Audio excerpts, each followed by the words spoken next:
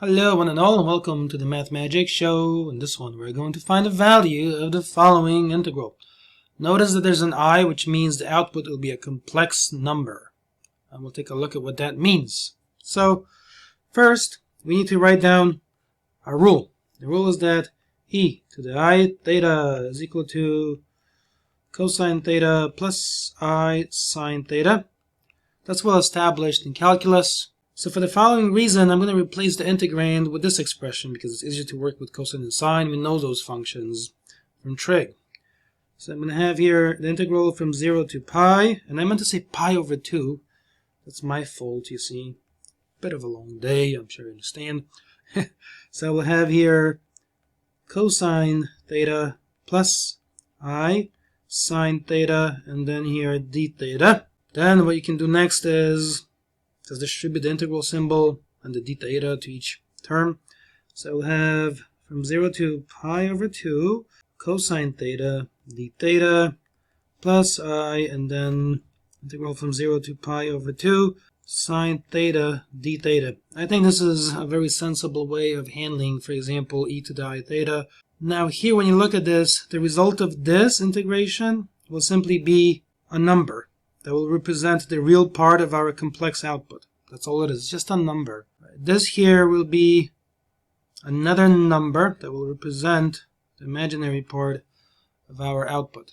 So in other words, just like you can have these basic complex numbers that look like a plus bi, this a, you can imagine, I'm going to color code the same way, plays the role of the integral of cosine.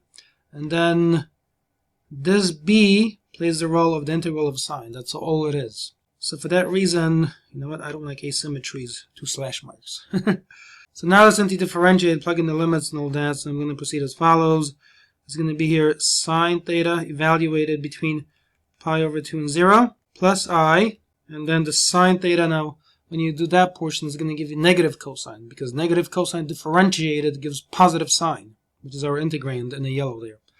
So it's going to be negative cosine theta, and this will be evaluated between pi over 2 and then 0.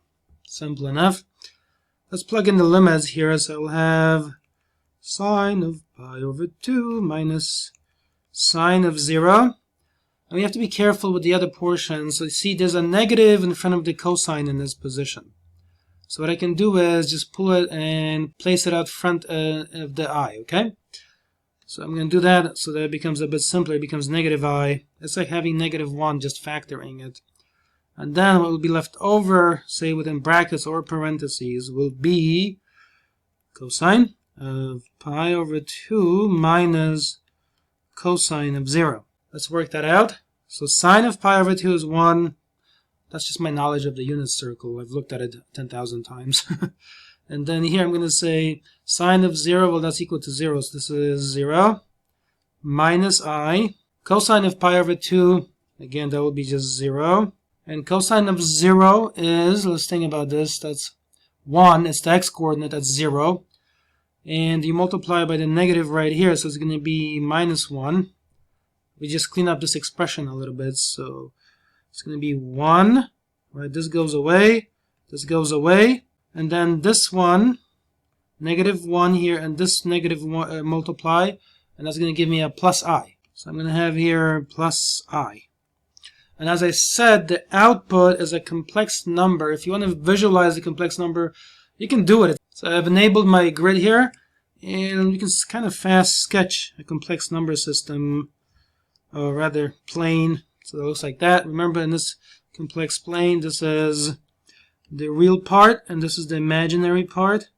So the output of our integration here is the number 1 plus I. So we can sketch that value as follows. We can say that for the sake of simplicity, so I can visualize everything, imagine this is 1 along the real axis, and then this is I this way. So the output of our integration from 0 to pi over 2 of e to the I theta d theta would be that complex number. Also, we should observe the following, that this part of it, so let me stress this part, that's the imaginary part, and then let's say in a different color, in green, that's the real part. So Each part has its own little meaning. Specifically, the meaning is the following. Take a look.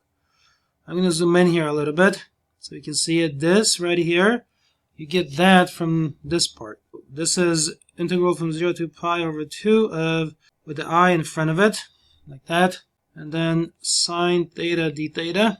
And then this part, well, that is integral from 0 to pi over 2 of cosine theta d theta. These are just numbers, and then you just multiply by I, so it gives you the output 1 plus I in this position in the complex plane. Thanks again for sticking with me on our little mathematical journey. Mathematics is indeed a fascinating subject. I must say I do love it. Every time I think I've understood it properly, there's always some other little thing that can be discovered or learned, some new insight.